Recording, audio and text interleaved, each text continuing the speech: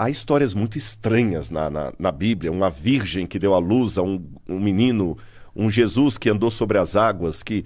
Multiplicou pães. Parece história do X-Men, né? Ou misturado com DC Comics, alguma coisa assim. Mas vamos lá, nós temos 3 maneiras de responder isso. Letra A, considerar que tudo é um mito mesmo, como você falou.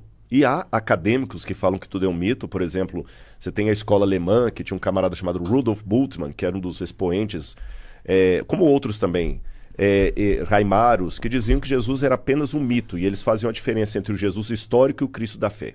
O Jesus histórico foi um cara como outro qualquer, o Cristo da fé que foi esse Cristo mitologizado que criaram. Então tem essa abordagem.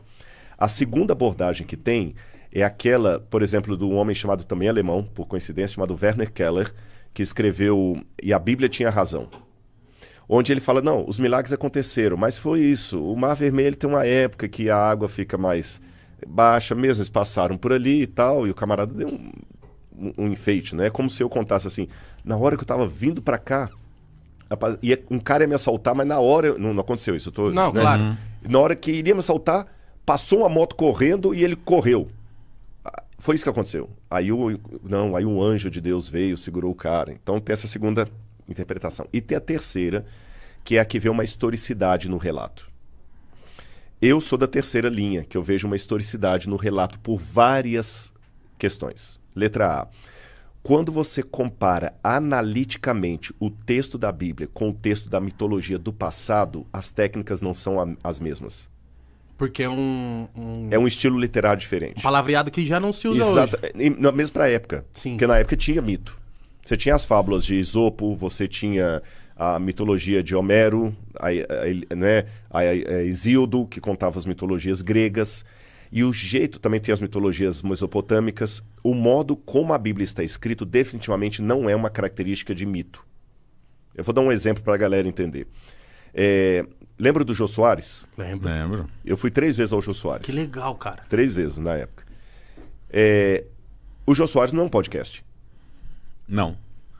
Aí se no futuro alguém falar, não, o Jô Soares era um podcast. Alguém que conhece vai falar, não era porque era uma entrevista, o podcast também era. Mas o podcast tem essas e essas e essas características que o Jô Soares não tem. Jô Soares tinha pauta, podcast não tem pauta. Jô Soares era controlado o tempo, podcast não é, tinha edição.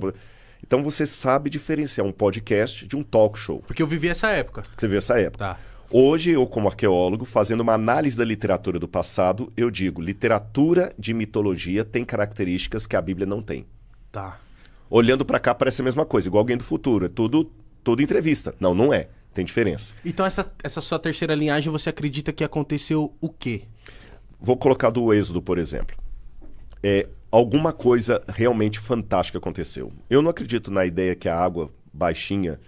Porque a Bíblia fala que o exército de Faraó foi afogado depois pelas águas. Sim. Então, se foi água baixinha, como é que essa água baixinha? Aí o milagre fica pior ainda, né? Então, o que acontece? Quando eu saio da Bíblia e vou para a cultura egípcia e eu encontro alguma coisa, encontro. Vou dar alguns exemplos para vocês. Muita gente pensa erroneamente que o faraó do Êxodo era Ramsés. Até o filme da Disney mostra isso. Pode uma passagem da Bíblia meio anacrônica lá. O faraó do Êxodo tem tudo para ser Tutmoses III. E quando o faraó morria, eles desenhavam na tumba dele várias áreas do Amduat. O Amduat é o seguinte, quando vai para o paraíso, na visão egípcia, você passa por 12 estações na barca solar. Até chegar ao paraíso. Até chegar ao paraíso. Aí você passa por Osíris, primeiro por Anubis, depois pelo deus Tote, pela deusa Maat, até chegar em Osíris e volta. Como se fosse, entre aspas, uma tela de videogame mesmo? Uma tela de videogame, que você vai passando de fase. Isso. Bingo. Aliás, tem até o Stargate, era baseado nos portais. Então, quando você vai na 12ª oração da Amduat, apenas está isso no túmulo de Tutmoses III. Ele pede estranhamente que os deuses protejam a multidão de soldados que morreu afogada por seguir a sua carne e não teve condição de ser sepultada. O Nilo não dava inundação para matar afogado uma multidão inteira. No Egito, no delta do Nilo, não chove. Até hoje. E você tem, inclusive, os desenhos lá da água com os cadáveres todos lá. Sério? Aham. No desenho na parede. Ele está testemunhando que um exército morreu afogado. Outra coisa curiosa. Quando a tumba de Tutmoses foi encontrada, Victor Loré, que era o arqueólogo que encontrou, viu que o túmulo estava intacto, só que quando abriram o caixão, o sarcófago, a múmia que está sepultada no lugar de Tutmoses III era um rapaz de 20 anos, aproximadamente. E o faraó morreu com 50 e poucos anos. Oxi. Vixe. Então, por alguma razão, os egípcios mumificaram um outro corpo no lugar do faraó. Por quê? Explicou Você isso? sabe? A Bíblia fala que o faraó morreu nas águas do mar com o seu exército. Ah, e eles não Então, eles queriam não tiveram- dar o braço a torcer. Exatamente, não tiveram nenhum um corpo para recolher de lá.